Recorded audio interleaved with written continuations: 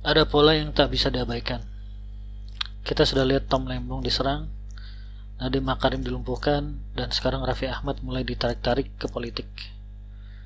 Ketiganya punya kesamaan yang mengerikan dalam konteks kekuasaan Indonesia. Muda, kaya dan berpengaruh, lahir dari luar sistem politik lama, dan satu lagi hal, bukan dari suku Jawa. Apakah ini kebetulan? Atau ada sistem yang diam-diam menolak siapapun yang terlalu bersinar jika mereka bukan dari suku penguasa?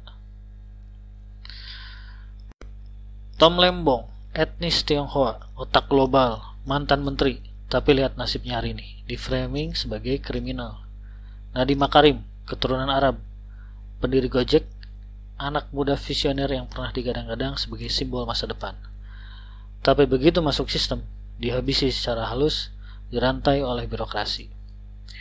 Dan sekarang Raffi Ahmad, Sunda, bukan dari politik, tapi kekayaannya triliunan, basis massa, milenial dan Gen Z.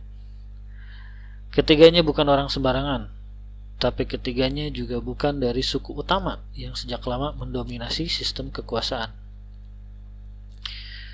Indonesia memang negara majemuk, tapi sistem kekuasaan kita seringkali hanya ramah pada yang berasal dari satu klan besar, suku Jawa.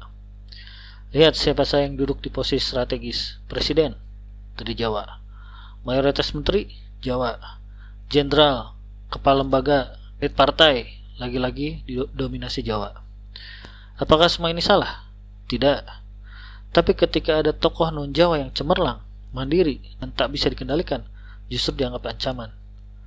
Maka muncul langkah sistematis untuk membatasi ruang geraknya. Tom dijegal secara hukum, Nadiem dibungkam secara birokratis, dan Raffi sedang dipancing masuk sebelum nanti dilumpuhkan dari dalam.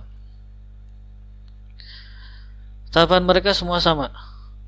Pertama dipuji, diundang, diangkat jadi ikon. Kedua, diberi jabatan simbolik. Dan yang ketiga, jika tidak tunduk atau terlalu mandiri, dihabisi perlahan. Raffi Ahmad hari ini dianggap tokoh muda inspiratif. Tapi ingat, dulu Nadiem juga dipuja, dulu Tom juga dilulukan. Tapi begitu mereka mulai bicara beda arah, sistem mulai bekerja. Media digerakkan, isu dihembuskan, dan perlahan mereka dikorbankan. Raffi Ahmad bisa jadi target berikutnya, apalagi kalau nanti dia tidak tunduk ke sistem politik lama.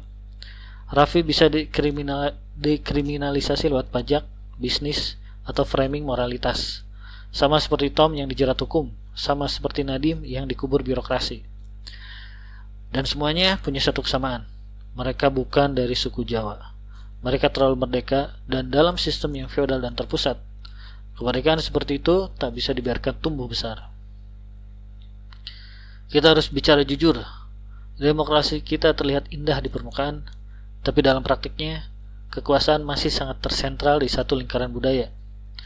Siapapun yang dari luar lingkaran itu, apalagi kalau dia punya otak, uang, dan pengaruh, akan dianggap ancaman. Maka saya sampaikan dari sekarang, Raffi Ahmad harus waspada, publik harus lebih jeli, dan kita semua harus sadar, Indonesia bukan hanya milik satu suku.